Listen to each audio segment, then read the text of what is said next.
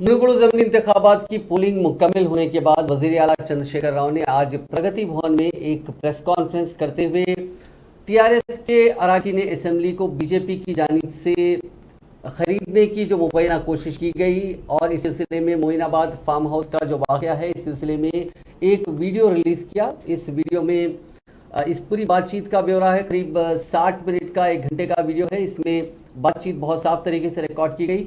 ये वीडियो पेश करते हुए वज़ीर आला ने कहा कि वो काफ़ी भारी दिल से ये वीडियो लोगों के सामने पेश कर रहे हैं। उन्होंने कहा कि हालात मुल्क में काफ़ी बिगड़ रहे हैं, जमहूरियत का कत्ल किया जा रहा है, जो कि काफ़ी बेशर्मी की बात है। उन्होंने कहा कि जमहूरियत का कत्ल करने वाले लोग बहुत आसानी से, बहुत बेखौफ होकर पूरे मुल्क में घूम रहे हैं। उन्होंने कहा कि इन सभी हालात से लोगों को वाकिफ़ करवाना ज़रूरी है।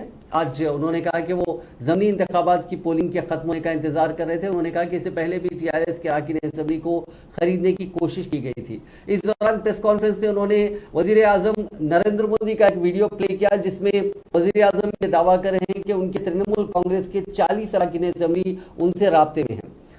उन्होंने इस दौरान, आज कैंपेन के दौरान, पलवाई श्रवंती का एक फेक वीडियो, जो पलवाई श्रवंती कांग्रेस के उम्मीदवार है, उनका एक फेक वीडियो, उनसे वज़ीर आला से मुलाकात करते हुए एक वीडियो चलाया गया था। उन्होंने उसकी भी मजम्मत की। उन्होंने कहा कि वीडियो फेक था, लेकिन उसके बावजूद भी इसे सोशल मीडिया पे चलाया गया। वज़ीर आला ने कहा कि इंतखाबात आते जाते रहते हैं, जीत हार होती रहती है। उन्होंने कहा कि टीआरएस को हुजूराबाद में और दुबाका में हार का सामना करना पड़ा, जबकि टीआरएस ने नागार्जुन सागर और हुजूर नगर का इंतखाब जीता था। उन्होंने कहा कि सिर्फ जीत का नाम ही जमहूरियत नहीं होती है। जो रुझान बीजेपी ने इस मुल्क में कायम किया है और कायम करने जा रही है, इससे लड़ना ज़रूरी है। उन्होंने कहा कि इलेक्शन कमीशन के ऊपर इससे पहले भी और अभी भी इल्ज़ाम लग रहे हैं कि वो इन हालात पर काबू पाने और ऐसे वाक़यात पर कार्रवाई करने में नाकाम रहा। उन्होंने कहा कि ये वीडियोज़ की कॉपी और